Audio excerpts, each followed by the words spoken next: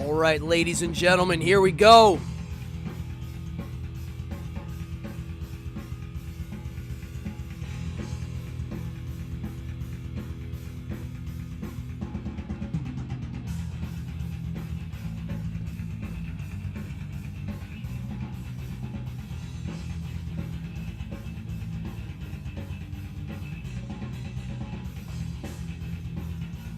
Ladies and gentlemen, it's evening hour, episode 26. Let's have some fun. Come on in, grab a drink. Come on in.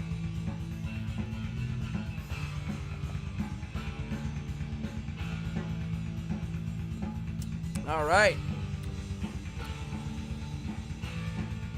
I don't know what to say. Look at this.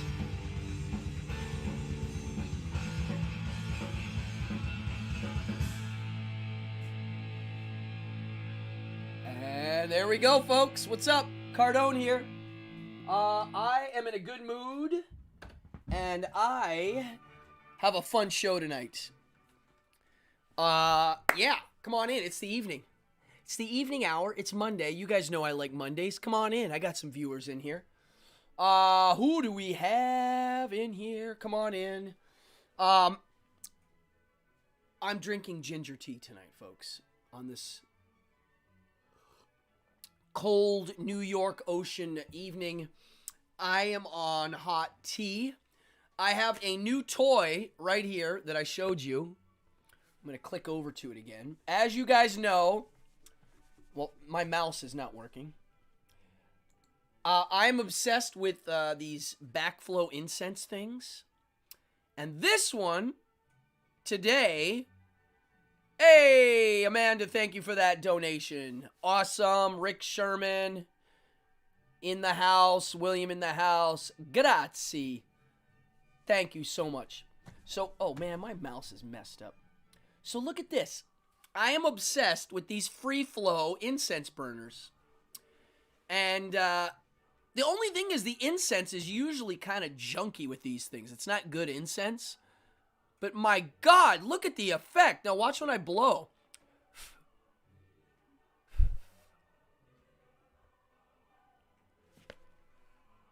I mean, guys, come on. That's the coolest thing in the world.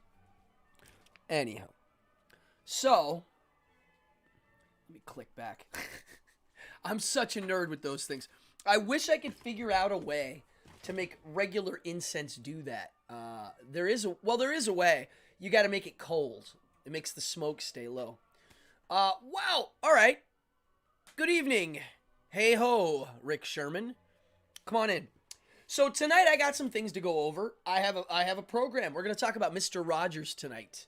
As some of you know this, I'm a major fan. If you're new, hit that subscribe button. Yeah. Friday night I did a Behind the Devil's Curtain on how to become a werewolf. And I definitely got more good feedback from that show than almost any of them, which I never thought it was going to be like that. I did not. I knew people would have fun with it. I didn't know where it was going to go with my own research or what angle I was going to approach it at. But if you haven't seen it, it's on my channel. It's Behind the Devil's Curtain, episode 7. Lessons in lycanthropy. I'm hiccuping. Lessons in lycanthropy. So, new episodes I'm working on. I was going to read a list of some wacky episodes in the works. And my next Behind the Devil's Curtain is entitled, and you can see it, I Am Like Ed Wood. I write the title before the content. It's called Warlord Moses. With the trippy effect on it. Look at that. I figured out a way to have instant special effects. You see, if I lean forward, look. Oh, yes. That is not a digital effect, folks. I prefer the in-camera. Do you know how many people tell me to get a backdrop? I'm not kidding. I have a lot of people message me and go, hey, man, you should get a green screen. You think I'm the kind of guy that wants a green screen? Are you kidding me? I also like live in-camera effects, which is what you're seeing. I think it's easier.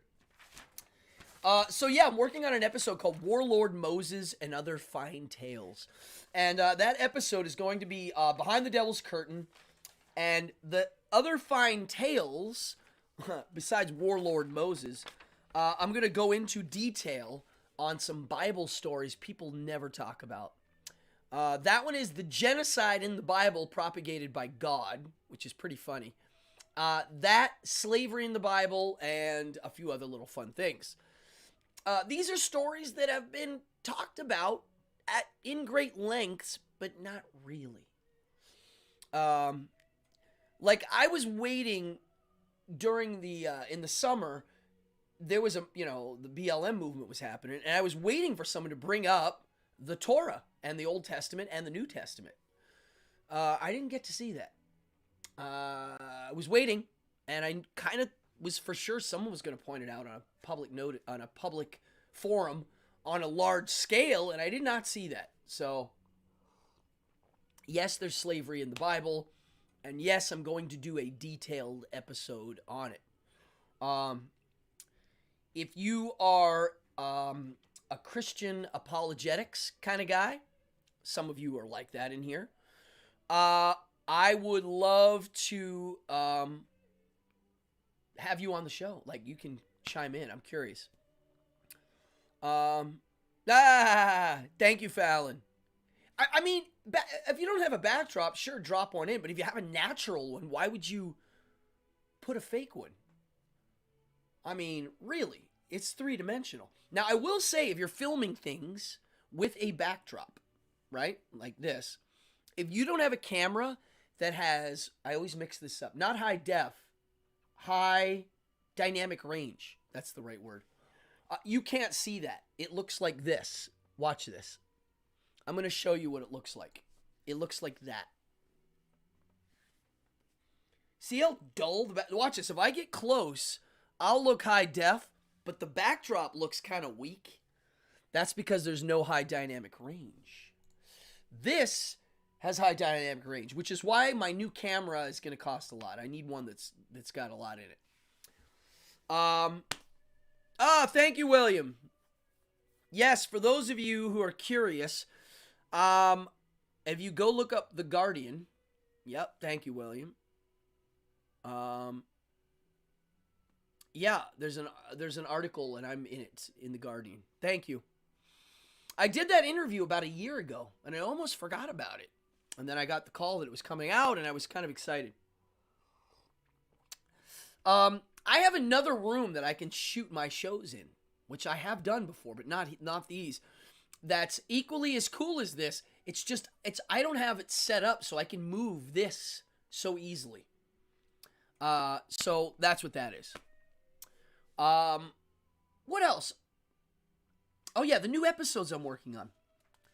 So I'm working on, you tell me if you like these. This is for the news evening hour, which is this show. I'm going to work on a Godzilla retrospective episode.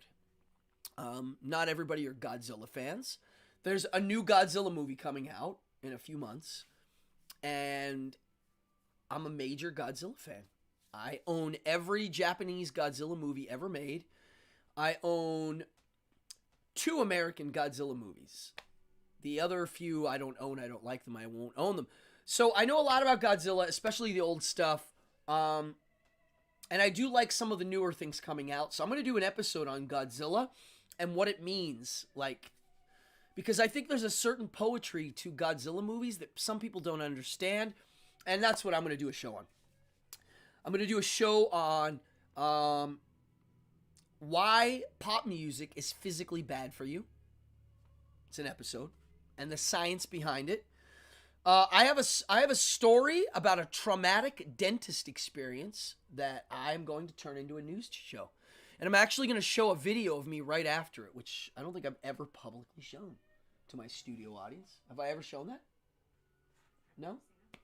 I mean, I've never you've seen all my stuff. Have I ever publicly shown that? No. I don't think I have. It's pretty funny. I'm going to be honest. But, okay, hold on. I don't mean to pick my teeth on a public forum, but it's driving me nuts. I had a piece of pizza.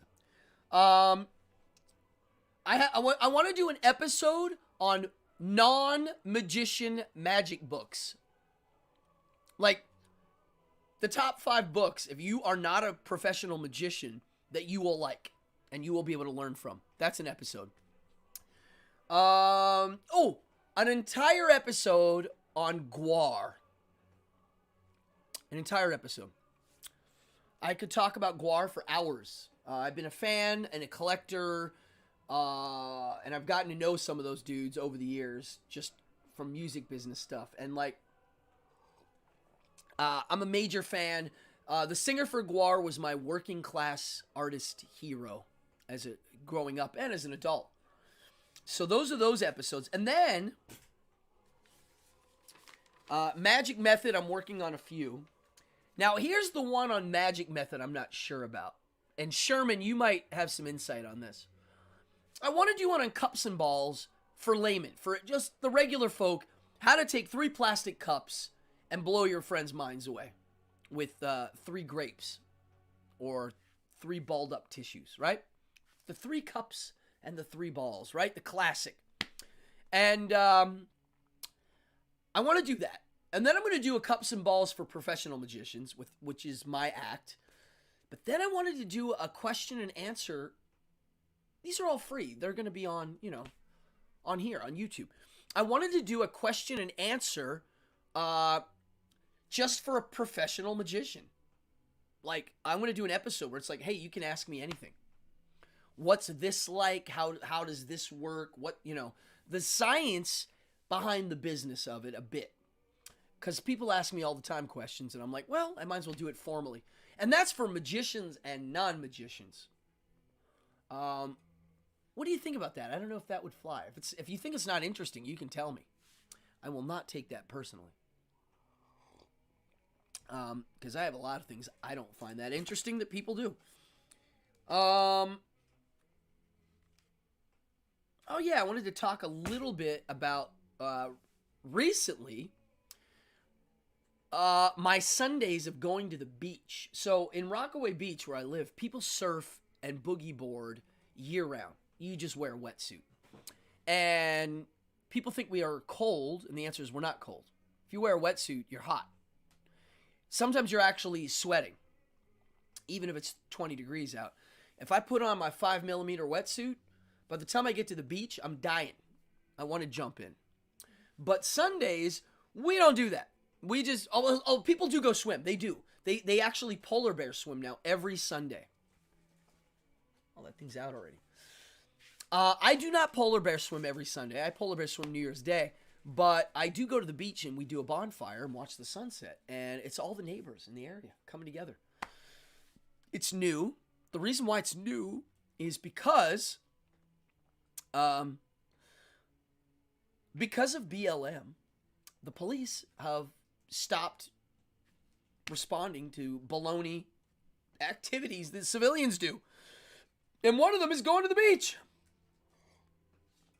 Yes, we have neighbors that would call for a bonfire on the beach. They would call the cops. And in the last year, no one's bothered. So we do a bonfire. It's safe. It's fun. It's meaningful. And I encourage anybody to go outdoors and, even in the winter, spend time outside. Take walks. There's no reason not to go out and hang outside in the winter. And a big old fire makes it really nice. So if you live in an area that's still locked down and depressed, start doing yard fires. I'm not kidding you. Go build a fire in your front yard. Watch how many neighbors show up to hang out. A lot will. You create instant fun like that. Bring some hot dogs and marshmallows and cook. I mean, really. We've been doing it a lot. I look forward to them. I look forward to my winter sunsets even more now. I used to love them. Now I love them even more. Where there's a will, there's a way, and that goes with fun too. Wow, what a great word, Fallon. Salve on the mind. Why do you think so, Fallon? I mean, the only thing that comes to my mind is humans' attraction to fire is part of our genetic makeup. I mean, since the dawn of time and our evolution, we've been fascinated by fire because we don't naturally make it. It happens, and we figured out how to control it a bit. And I think when you do it outdoors, it is a echo to those times. It has to be. It has to be. It is ancient as ancient goes. You put out a fire, and everybody sits around it and stares at those hot coals just like they did thousands of years ago. Quest for fire. Sherman said it. That's it. It's the quest for fire. Big deal, folks. Big deal. Big deal. So it's still tied to us. So get out there. Build a fire.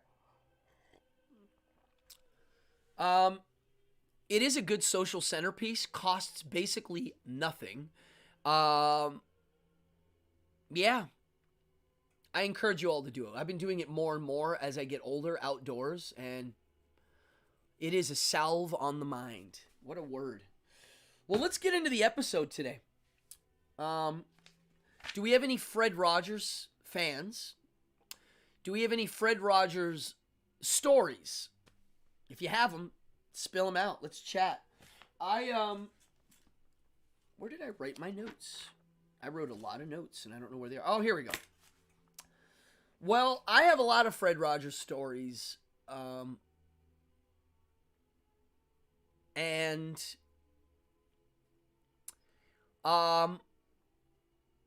don't want to dwell on... I mean, I'll tell it quick. I got to meet him a few times. I'll tell that story in a second. But Fred Rogers, to me, really was important for many reasons. I was raised by the TV. And I'm not yelling at my parents for that. If you're watching, I'm not yelling at you. You did raise me. So did Dad. So did all our grandparents. But I was part of the TV generation. You got to admit, Mom, right? You were too. My mom was probably the first ones in. That like 60s, 70s thing, that's when it started. By the 80s, it was terrible. Why? Because all the people were working. My parents both worked. I was a latchkey kid. I came home, let myself in, and guess what I turned on? The television. So I was babysat by the TV. Fortunately, I had good taste, and I watched Mr. Rogers. And I did watch him not only as a little child, I watched him as a young adult too. All the time. I always watched his show. If I was flipping channels and I saw he was on, I would stop and watch it. I knew that what I was watching wasn't something normal. And it stuck out like a sore thumb on TV. And that's what I want to talk about. I went down a little bit of a Mr. Rogers hole the other day. I started watching YouTube videos, like we all do. And YouTube Premium is worth the money, folks, just so you know. No commercials. And I started watching stuff. The one that I can't watch is his Lifetime Achievement Award acceptance speech. If I watch that, I break down and cry like a child. So, yeah, Sean, he was. He was that guy. When I'm done tonight, your homework is to go watch Fred Rogers' Lifetime Achievement Award. Watch the speech. I don't know what to say, but it's pretty powerful. And Mr. Rogers' wife died on Friday, which is why I started going down a Fred Rogers hole. Supposedly, and I never met her, she was just as cool. She had her own career. She was a concert pianist, and she did a show with another lady. They had dueling pianos, and they went on tour. And she was a teacher, and she was a professional musician and a mom, and she was very busy. And I think he met her in college, and they got married, and they had 2 kids. And she passed away on Friday. And I started thinking about him a little bit more, and I think about Mr. Rogers all the time. I have a giant poster of him right there. I keep meaning to get some sort of Fred Rogers tattoo. I don't know if I'll get him or the trolley or some of his puppets. I'm not sure. But tonight is called Fred Rogers' Psychodrama. And I noticed something. I did my werewolf show on Friday about psychodrama.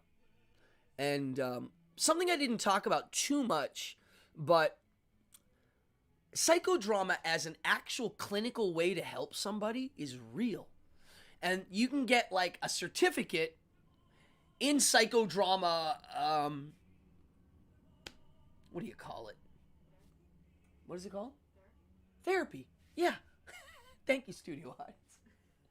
Yes, thank you. Therapy. Yeah, you can get a license in psychodrama therapy. Like, you know, they pay you and you show up and you do these sessions. So I looked into what it takes to get that license. Oh my gosh. You basically need a bachelor's degree and a master's degree. One of them has to be in psychology. The other one, I think if it's in theater, it helps because you are going to be conducting theatrical experiences. And then you need to go to this crazy hardcore class, and it's a lot of work to get certified. And I'm watching Fred Rogers, and I remembered he used psychodrama technique all the time. I've seen him interview children with a puppet. And I do know for a fact, when children are abused, sometimes the psychologist will whip out a puppet and have the kid tell the puppet what's wrong. I talked about this in my Behind the Devil's Curtain ventriloquism episode. I did an episode called Ventriloquism and Necromancy. Check it out. It's a great episode. And in that episode, I talk about how the ventriloquist... Hold on, I lost my thought there for a second because I was going to tie in as psychodrama goes... well, let's just go to the puppets. Puppets are a form of embodiment of the power of suggestion. So if I say, yo, stay off drugs, you're like, who's this guy to tell me what to do? But if the puppet says to stay off drugs, it's different. It's not me saying it, even though it's me saying it. So Fred Rogers knew this, and he would use it to talk to kids. It was part of his show. I wonder if he ever had a ventriloquist on his show. Wow. I need to look that up now. I don't remember one. I don't even remember magicians on Fred Rogers' show. I'm curious. But he did, if you go look, I posted something on my Instagram yesterday, him interviewing Margaret Hamilton. I mean, he interviewed a lot of people. That TV show, the thing that made it special was he didn't talk about facts and numbers. He talked about feelings and emotions. He knew that kids were being babysat by the TV, and he knew that he was the guy for the job. He's like, look, if TV's going to babysit, I'm going to be the guy to do it. Now, let me tell you a little bit about his history. So he was in like seminary to be a minister. A lot of people think it's funny I like this minister guy so much. Well, it's because it was all in his works. He didn't have to showboat his religious principles. I don't even care what they were. I care about what his results were. And I like his ethics a lot. I agree with him on many, many things. And especially on how he teaches children. And that TV show was teaching kids about serious subject. What do you do when you're mad? I mean, how many parents teach their kids what to do when you're angry? Literally, especially if you have anger issues. I have a couple friends that kids have anger issues. That's fine. You know? You give them an outlet. Fred Rogers would say, go bang on the piano a bit, write a song. I mean, he'd give them creative outlets. Fred Rogers would talk about divorce. He would mention, there's an episode that's unbelievable. It's a black and white episode, and it was aired right after the assassination of Robert F. Kennedy. And it's Daniel the Tiger asking Lady Elaine Aberlin what assassinations are, because he's been hearing it on the news. How about this? During the Civil Rights Movement, instead of Fred Rogers virtue signaling by, yelling at all the evildoers, nope, that's not what he did. On the show, he invited Officer Clements over. Officer Clements is an African-American police officer. character on the show. He invited him over to visit him on a hot day, and guess what? Fred Rogers has a kiddie pool out, and he's dumping water in the kiddie pool, and he goes, "Come on in, put your feet in with me." And Officer Clements is like, I don't know, I don't have a towel. And he's like, "I have towels, you can share my towel." And that's how he communicated to kids how to deal with racism. I mean, it was a brilliant move. It's just him being himself, you know? I'm going to read some comments here. This is great. Everybody has these weird little Mr. Rogers stories. Look at this. Sean Rush says, "I have an aunt that met Mr. Rogers. He was apparently as nice as the show made it seem." The show didn't make him seem nice because he wasn't acting. There's no character there. He is that human being. He really was. And I'll tell you, when I met him, it was quite amazing. Fallon says this, "He really came across as a humanist in such sweet ways. Religion was not an agenda. He touched on so many taboos." Oh, yeah. All right, you've seen it. Yeah, you know. Yeah, the racism episode. Like, that kind of stuff. Or like, he just had ways of doing it that didn't seem disingenuous. Now, I watched a video today, actually. I was driving and listening to one. And somebody interviewed him near the end of his career. Kind of right when he was going to pull the plug on the show. And they asked him, like, what is it like to be like a living legend now? You know? And Fred Rogers' answer was great. He didn't acknowledge that he was a living legend. But he just said this. He goes, "Some people just sense the honesty of this program. That's all. They're just feeling how honest it all is." And he said his advice to anybody that wants to be successful, he's like, don't set out to make money. He's like, just set out to help. That's all. If you're out there just like, "Hey folks, I'm out here to help," that's it. So he also had zero corporate whoring on that show. Zero. None. Now, it was a public broadcasting channel with donations that paid for it. The original show that he got cast. Okay, so the show was a woman that ran it. And it was a budget of $30 an episode. I'm not kidding you. This is mid-60s. Early mid-60s. $30 an episode. So here comes this Fred Rogers guy. They hired him, I think as first an intern, because he knew how to build puppets and make sets and play music. And he was like an artist that could do lots of things. And he understood children. So they hired him, and then when she left the show right after they hired him, he took the show over, and it turned into what we know as Mr. Rogers' Neighborhood. He also, on that show, did something I really think shaped me as a human being, and I don't know any other show that did this. Sesame Street did the exact opposite. When you saw things on Sesame Street like Big Bird or Oscar, they were mixed in with the real humans. Okay? And they were treated as a reality. Fred Rogers dealt with it differently, and I think he had a really smart way of dealing with it. He had a fantasy world on the show separate. That's where all the puppets were. But in that world, you knew it was fantasy world. He'd say, "Let's go to Fantasyland and play now." And he either sat in a chair like this, and his trolley went behind him, and then that went to the Fantasyland. Or, anybody remember? Where else would he go to fantasy? You know, the neighborhood of make-believe. I mean, it's called make-believe, the land. You remember? No? There's too much of a delay here. He would go to the kitchen, sit in the kitchen, and on the shelf, he had miniatures of all the houses the puppets lived in, and he would put them out on the table. The camera would zoom in, and it would turn into the neighborhood of make-believe. In the neighborhood of make-believe, there were usually problems and soap opera dramas that mirrored the real world. And you would go to this fantasy land, experience it, and then come to the real world, and he would talk about it. And I think right there, he's emphasizing how important fantasy is to our learning process.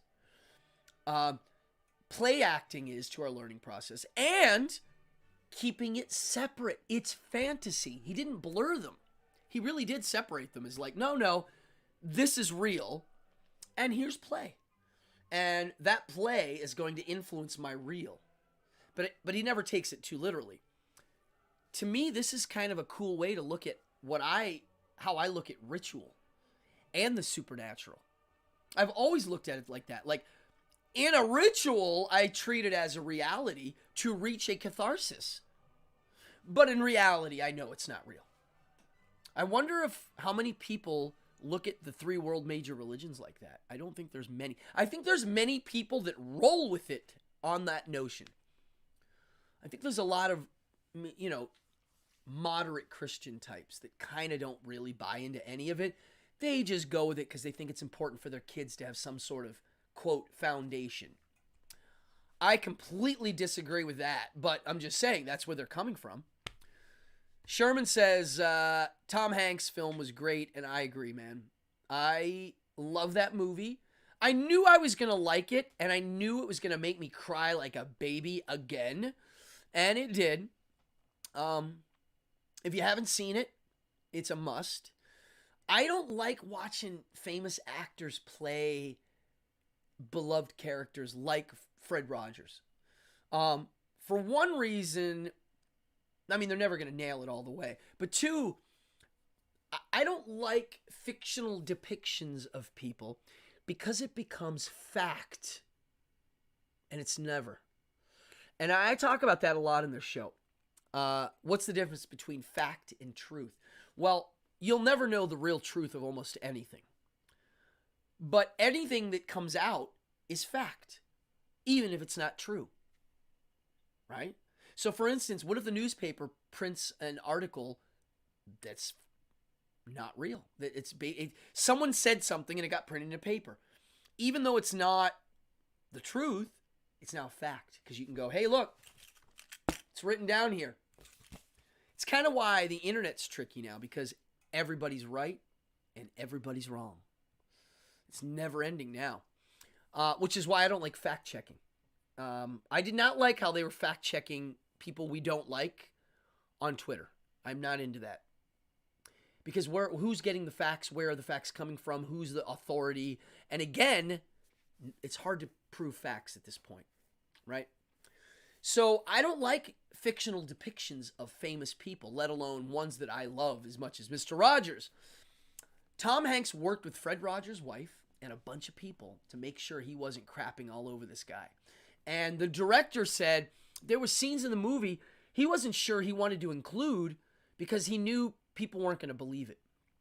And that is a fact. I'm going to tell you two quick stories about Fred Rogers. One, I crossed his path a few times.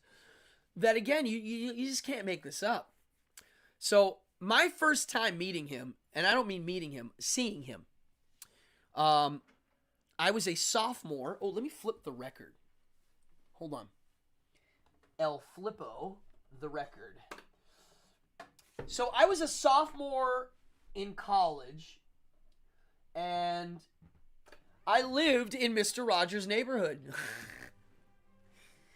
I lived in a building called Cathedral Mansions, and it was literally, I don't know, across the street. It was literally like a half block away from WQED, the building where they filmed Mr. Rogers' Neighborhood. I was right there. I walked by it every day. And every day I walked by it, I would be like, wow, that is what's going on in there. They're making Mr. Rogers. And one morning, we had a class in college that started at, was it 7:45 a.m.? It was early. And I would get up at 6 in the morning. And I would stretch, eat, get ready for school, do homework, whatever, and then go. And it was usually dark out. And, I would get up in the dark. And I remember walking. This is amazing. I can see this in my mind. I got up and I was crossing the street. It was pitch dark out. And he literally just walked right in front of me. I was like, 6 feet away from me. I was like, I stopped breathing for a second. He just walked right by. I didn't say anything. I saw him. He was walking to work. I don't know where he parked or he just walking in. And that was that. I did not see him for another 2 years. At this point, I moved to another place. I'll show you. I moved. I always show this. I don't know if I've shown this on this channel. Anybody ever seen this book before? See that house? So that's the house I moved to. That's down the street a little farther. It's called the Bonavita Mansion. Anybody that wants to look it up. It's now a hotel. But me and all my friends lived in that haunted house. I lived in the basement. They lived upstairs. We threw killer parties, as you can imagine. So I was down the street a bit. And at my college, we were doing our senior year a thing called a TV project. And all it meant was, instead of doing a piece of theater, we were going to film something in a TV studio to practice different techniques. And I was on that show. And I remember the first day there, we were there for a few weeks. I remember it was like a few weeks. I was like going in to shoot. I had my book bag and, and I didn't have my costume or anything. They had that stuff there. So I went into the building, and when you go into QED, there's an elevator that goes down to where they shoot. That's the big TV studio. And that's where they had the set for Mr. Rogers. And Mr. Rogers was on hiatus. They were done for a while. I don't know, a month, 2 weeks. And so we were there. So I walk in, and in the elevator, Mr. Rogers. He's in the elevator. And I'm not kidding. He said, anybody else going down in the trolley? He actually called the elevator trolley. And I was like, and he, hit the button, and we went down. I was like, oh my God, I'm riding an elevator with him. And the door opens, and in the hallway, oh, we got a Pittsburgher in here. Did you just get in here, Pittsburgher? Who is Oddfellow? I don't know who these names are sometimes. I mix up who's who. I agree, William. Yeah, the process of research is where it's at. Who's Oddfellow? Who are you? Listen, I'm telling my Fred Rogers story. So I get in the elevator with Mr. Rogers. The door opens. And in the hallway, not the studio, but the hallway, are all of the set pieces from Mr. Rogers' neighborhood.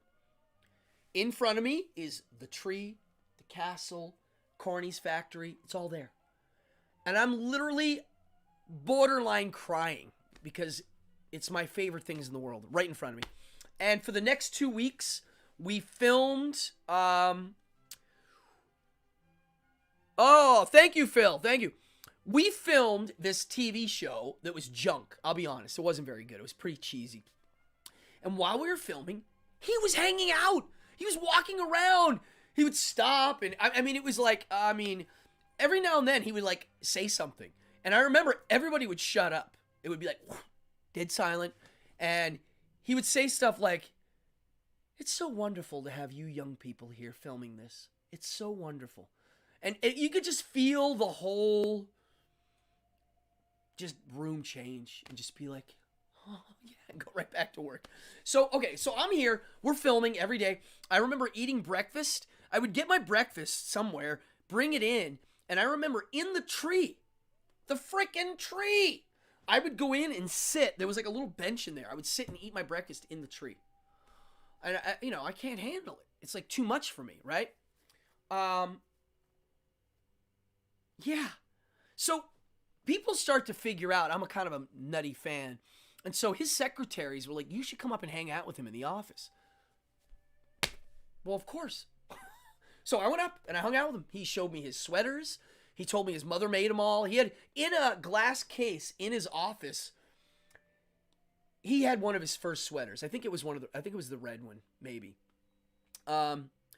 Honestly, I was just blown away. I was like, oh, he signed a photo for me, and unfortunately, I don't have it. It's one of my pieces that's missing. And I think I left it in Pittsburgh. I don't think it made it out of that move. I have right there a Mr. McFeely and a signed Joe Negri, but I don't have Fred. So here I am filming. I get to go to his office. He's around.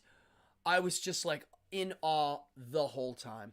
I was asking questions nonstop.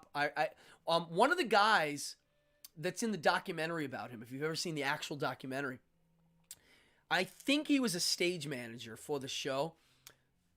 And I thought they might have put this in the movie. I was like, I wonder if they're going to use this story in the movie, because I can't be the only guy he told this to. And if anybody ever asked me to tell Fred Rogers' story, this is definitely one of them. So the guy that works on the show is like, all right, you want to hear how innocent he is in real life, in a way? They put a blow-up doll. You know, the cheesy one, right? The cheap one. They blew one up and they put it in his closet on the set. And when I was a kid, I thought that was a real living, like his apartment. I didn't know it was a set. And he opened it up, saw it, and he took it out and started dancing with it. And they were like, oh my God, he doesn't know what it is. He thinks it's like a blow-up mannequin. He doesn't get what it is. And that like blew my mind away. I was like, wow. So, and this is kind of crazy. That film, I was going to go back to the film. So Tom Hanks nails it. He does such a good job at playing Fred Rogers that it's shocking. He doesn't try to be clever with the character. You don't see Tom Hanks' ego overriding the work. Ever. You feel him almost trying to get behind it a bit and be like, it's not me anymore. Like, don't give me the credit. Really, I'm not kidding. And that's why that movie, I think, works. I highly recommend it. It's a beautiful story. It's about not Fred Rogers. It's about what he did. It's about what he had to offer and the butterfly effect he was. It's about a reporter doing an interview with him and him totally becoming good friends. And all of these stories of people meeting him, or I read another story, he would go to your house, he would just show up and like, he liked meeting people. He liked it. And he always said, when they said, when you do your show and you're looking at the crowd, who are you talking to? And he was like, I'm talking to one little kid, one little girl, one little boy, whoever it is sitting on the other side by themselves. He's like, I'm talking to that kid on a personal level. And that's why that show is successful. There's nothing like it. There's, in my opinion, nothing's going to come close. It would be too hard to pull off in this climate. You got to get the money out of it. It's not a money-making game. It was a game of selling something that, and he said it.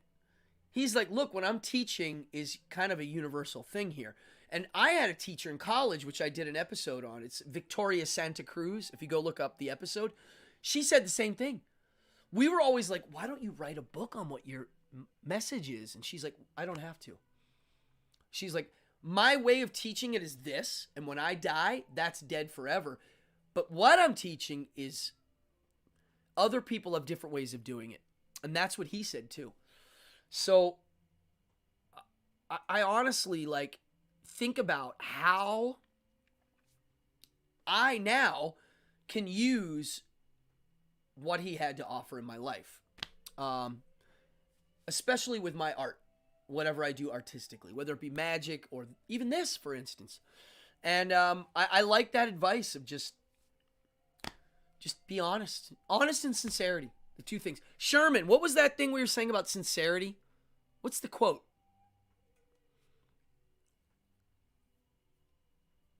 Wow. So, all right. I didn't know, Fallon, you were a fan. Wow. Ha! We can talk about Lady Elaine, Jimmy D. I've heard some people say that Lady Elaine was like Fred Rogers introducing like a masculine woman character. Yeah. Lady Elaine is a puppet on the show who's kind of scary looking. She looks almost like Punch from Punch and Judy, but it's a girl. It's a short hair, kind of tough, kind of aggro in a weird way.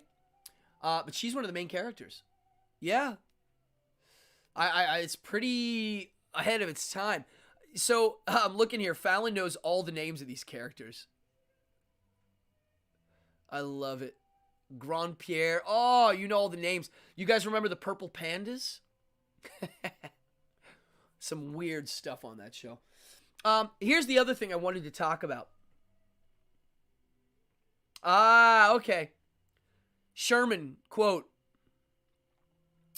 once you can fake sincerity, you can get away with anything.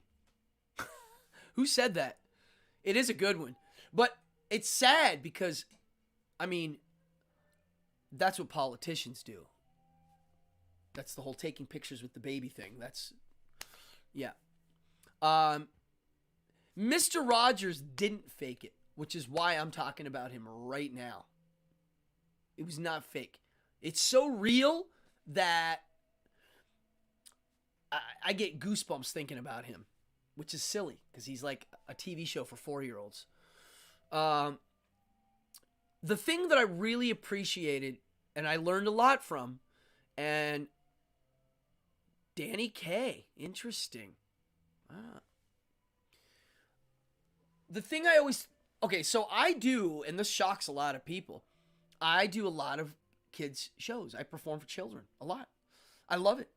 I find it to be a high honor to get hired to educate or to perform magic for children. Because most of the time, I'm the first guy they're ever going to see. I'm setting the stage of how they're going to view magicians forever. That's a big job. That's why that's why people hate magicians. They usually people see a crappy one first. So I learned at an early age that when you're performing for kids, don't treat them like kids. Treat them like adults. Look them in the eye the same way you look in the eye of an adult. Expect the same kind of adult respect from the kid too. Back and forth. And you know what? They usually rise up. They usually rise to the occasion. And they mature up when you present it as such. And I was like this with my kids. I hope other people like this with their kids. I never played my kids kid music. Remember Kids Bop and all that junk they advertised for kids? I didn't play my kids pop music either. I thought, if it's good music, everybody should be listening to it. Why are you like segregating age to music? If it's classical, punk rock, or death metal, if it's good, why would you not play it for kids? Why? What are you going to do to them? I also agree to that. Tell them the truth. Amanda says tell them the truth too. All the time. And Fred Rogers said that. He's like, everybody else is hiding the truth from children. I'm going to tell them the truth. I have to. It's my duty. So when I'm doing magic for little kids, I play the music I would play to an adult crowd. I wouldn't play kids' music. I'm not going to dress up for kids. When I see children entertainers put on a goofy outfit because it's kids, why would you do that? I mean, it's fine if you want to be goofy, but if you're being goofy just because it's for kids, I hope you're doing the goofy act for the adults too. Because that's not a reason to be... That's not an excuse to be a crappy magician. You should always strive to be a good magician and fool them, not just be stupid and goofy for laughs. But Mr. Rogers, and this is a little note. So your homework is go watch his Lifetime Achievement Award. It's an important thing to see. You get to see not only the most sincere guy you're ever going to see in Hollywood, especially Hollywood. You're going to watch Hollywood watching the most sincere guy they're ever going to see in Hollywood. Because they're all there in the audience, all the chumps. I call them the chumps now. Hollywood's not the same anymore. So they're watching him do his thing, and that's your homework. The other homework is watch the Tom Hanks movie. The other thing is look up Costa. I think his name's Johnny Costa. I always mess his name up.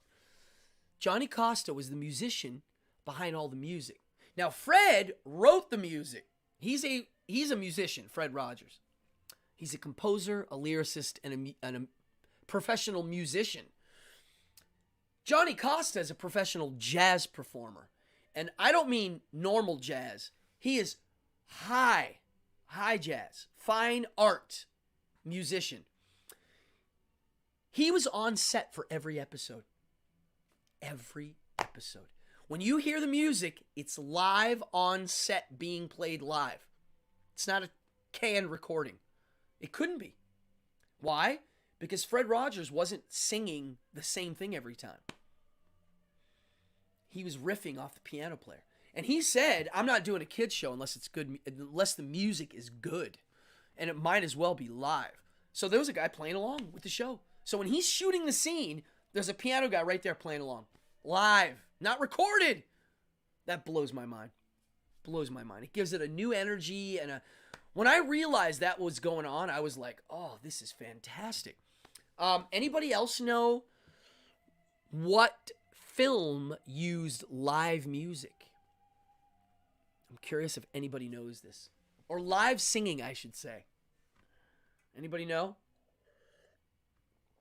Come on. Modern film that recorded the music part live on set. Never happened before. First time in history. Going once. Going twice. The answer is Les Miserables. When they made Les Mis, the director was like, I don't want them lip-syncing music on set. Why? Well, first of all, Les Mis is all music. That would mean to pull off Les Miserables as a movie. Nope, not Moulin Rouge. To pull off Les Mis as a film, they would have had to record the soundtrack and basically lip-sync the entire film. So the director, being very smart, said, nah, it's going to be weird. So what he did was they had an orchestra in a remote location, and all the actors have earpieces. And they were able to hear and sing a cappella on set. So I'm sure live recording it was awkward, but the end result, they're literally singing. So when you see Jean Valjean freaking out, or what's the cop's name? It's Russell Crowe. Which I actually thought he did a good job. What the heck is the bad guy's name? I did like the film. I did like Les Mis. It's almost too big of a story. It's very big and sweeping. And obviously the music's pretty good. I'm not into musicals, but I do think that's one of the good ones. I got something. I could do an episode of why I can't stand Hamilton. People think that I'm just a contrarian, and I'm not a contrarian. I have reasons for all these things. I don't know. When I heard the music for Hamilton, I was like, hey, I don't need to do an episode on that. It's hip-hop written for grandmas. I mean, that's what it is. They wrote hip-hop music so that grandma buying a Broadway ticket can get into it. This is more watered down junk. When people freaked out over that, I was like, really? You're freaking out over this? The music you think is brilliant. Whenever I hear the word brilliant and genius, I take it very seriously. Anywho, I'm not going to sit here and whine about how bad I think the music to Hamilton is. And I did try to watch live clips of it, and I don't get it. I had one more thing to say about Fred Rogers. Oh, so your other homework is go look up Johnny Costa, the musician behind it. You're going to be shocked at how good this guy is. He's playing jazz. It's not jazz for children. He's playing jazz, you know? It gives it a class. Dude, Fallon, you and me are on the same page here. People jump on bandwagons quick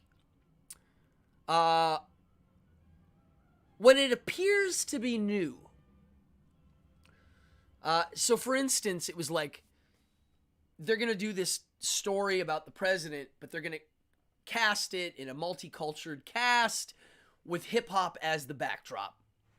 So, that's cool, but honestly, my question is, why? Jimmy just said Hamilton was hip-hop for boomers. Yeah, that's it. It was hip-hop for grandma. And I am not a fan of hip-hop. I'm a fan of some old stuff. I like Grandmaster Flash. Don't get me wrong, but at a certain point, not into it. The modern hip hop stuff. I remember in high school seeing hip hop start to get really popular, but the stuff was just watered down junk. You know, it was the MC Hammer kind of stuff, and the real stuff was lost in the shuffle. And then gangster rap got huge, and by that point, I was playing instruments. So all the new rap I was hearing, no instruments mostly. The stuff that used instruments, I didn't know what they were singing about. Lyrically, I didn't get it. And not for me. Next. There's too many other things for me to listen to, and it's not on the list. So I'm not a hip-hop fan, I'm going to be honest. So I don't like Hamilton. That's part of it, clearly. But it's way more than that. Because I've heard some hip-hop I find amusing, and that's definitely not it. Fred Rogers had good taste in music, and he thought kids had to be educated on such. Which is the point I'm getting at. You do have to learn a bit to really sometimes understand. Like, for instance, here's a little thing you can look up. Look up John Coltrane. One of his songs is called Giant Steps. John Coltrane, Giant Steps. I'll give you a little thing about this, and then listen to it. Any jazz fans in here? Any Coltrane fans? When I first heard the song, I liked it. I thought it was a really fast-paced, complex jazz piece. What I didn't realize is how many key changes are in the song. A lot. 9? It's either 7 or 9. And they happen, it's like, bum, bum, bum, bum, bum, bum, bum, bum, bum, bum. Like, they're happening really freaking fast. So to be an improv guy over that with all the key changes, you have to be able to you have to be able to improv in all those keys perfectly and be able to transition it. You don't even notice it when he plays. It's so perfect. So here's where if you learn a little bit, you're like, wow. So what I didn't realize is not only is he changing keys and is a master, the other musicians are having a little bit of a troubling time. When the piano guy gets his lead, you can kind of hear him stunted and stilted. And you hear him improv, and then he'll stop. And then he'll play the key changes, and then you'll hear him play a little bit more. It's like you can literally hear him not being able to do it. And then Coltrane comes back in. It's awesome. John Coltrane, Baby Steps. When you learn about what's going on in some of this music and the history, where it comes from, especially jazz and classical, it's a can of worms of awesome. It's a can of worms of hearing this thing happen in real time in the recording and then learning about it. Modern music, so much happens in the studio process that I'm not as interested. It's another art form. It's not the same thing. So when I hear people saying, sampling is just like any other art form, it's like, no, it's very different, actually. The technique is different. The medium is different.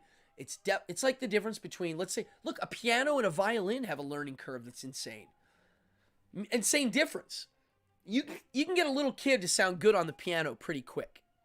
At least plunk out a tune that's you could record and play and it sounds okay. The violin, not happening. Fallon, thank you so much. Bada bing.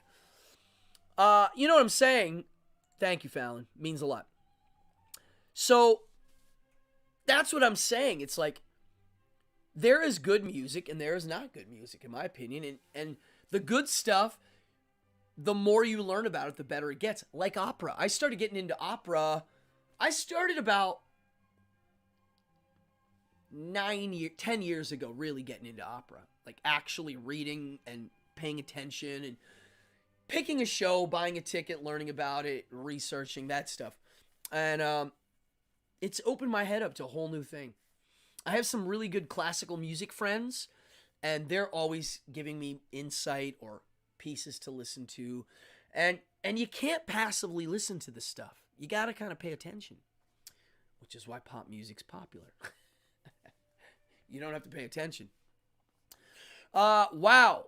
I had a good time tonight. If you're new in here, hit that subscribe button. Also hit the notify so you know when these are on. And I tell everybody that's having fun tonight, the least you can do, and it's actually the best you can do, is subscribe. And the people that are donating, yeah, it means a lot. I perform full-time for a living. This is what I do. And so any donation you go, well, right now, all donations to this channel go right into the show. All of it. And all of the gear I have right now, the lights, the microphones, and all the accoutrements, that's all been from the donors. Not kidding. If you've watched this, you'll see I show off when I get gear. I'm working on a camera. I'm getting there. It's a lot of money, but I'm going to get there. So donate, it goes to the show. So thank you, everybody. Yeah, anybody who's a first timer, hit the subscribe button, man. This channel goes from hardcore philosophy to Guar to Mr. Rogers to learning how to turn into werewolves, and I'm going to do an episode on how Moses, not historical Moses, because I don't believe there was a historical Moses, the fictional character, mythological character, Moses was a warlord. A really kind of crazy one, too. So, well, William, thank you for taking your time to watch. Phil, William, Jimmy D, Fallon, Sherman, Libra, Liz, Amanda, all you guys in here. Who else? Phil's in here. Oddfellow from Pittsburgh. Who else? There's a lot of others in here that aren't chiming in, which is cool. My next show is going to be on Wednesday. I haven't decided which episode I'm going to do. I might do my dentist episode. Ooh, okay. Fallon, hold on. See, I'm getting ready to get off, and Fallon's giving me an opera to check out. What's it called? Alcina? Oh, okay. Here. I'm writing this down. So, here's the thing with opera. I mean, dude, I've seen a lot of operas. I've listened to a lot of operas. I'm listening to some right now. Yeah, I'll take your... If somebody has a recommendation, I'll look it up. It's an endless hole of things to learn about. So, if somebody has a recommendation, I'll go there. Because where else am I going to go? Thank you, Fallon.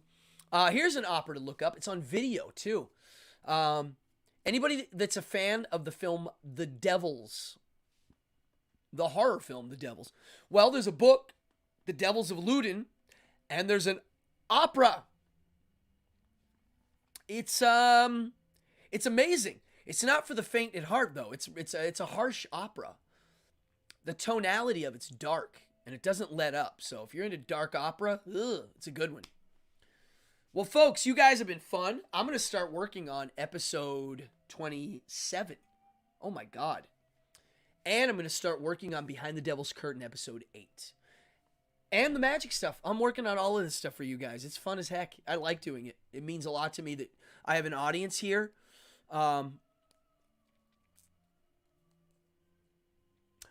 Well, okay, Jimmy D, what you're saying is yes. Okay. That's a big episode. That is an episode on what I call, and a lot of people call, lesser magic. Jimmy D just said, I wonder if you could talk in the future, episode possibly, about what you have learned in magic sleight of hand performing and applied it in real life. That's a big subject because it's everything. There's your answer. It's permeated my whole life, my whole being. To me, being a magician is also being a shaman in real life. It's the same thing. There's no difference. And so I have taken that and applied it. Yes. So let me think about how that would apply in its own episode, because what you said, Jimmy, I do use elements of that throughout. That's kind of a through line through my whole thing. But you're right. It wouldn't help me to maybe squeeze it into one. So I'm going to write down. Okay, hold on. So this episode that you're suggesting on lesser magic, which means day-to-day stuff, right? It'll be behind the devil's curtain, for sure. Yeah, and that is a good one. Yeah, I mean, dude, that's exactly why I'm here. Thank you. You see, you gave me some juice to juice. What do we have to say here? If you're new, subscribe. Trying to get to 1,000. Got a while to go. It's not easy. Hit the notify, like the video, tell your friends. I'm working on a collaboration with a few people and some guests that are going to be live on the show, coming sooner than later. I've been working hard on those playing cards, folks. Don't forget, anybody out there that got those, my playing cards coming out, the satanic playing cards, they're coming out this year, and we're working on them a lot. There they are. If you don't have them and you're curious, go to satanicplayingcards.com and join the mailing list. Folks, it's been fun. It's Monday. I like Mondays. People hate them. I like them. It's the beginning of the week. I like the beginning. I have the whole week to work, and I like working. So thank you, everybody. I had a good time tonight, and I hope you do too. Over and out. This has been, this is Cardone's Evening Hour, episode 26. Party on! Where's my outro trailer?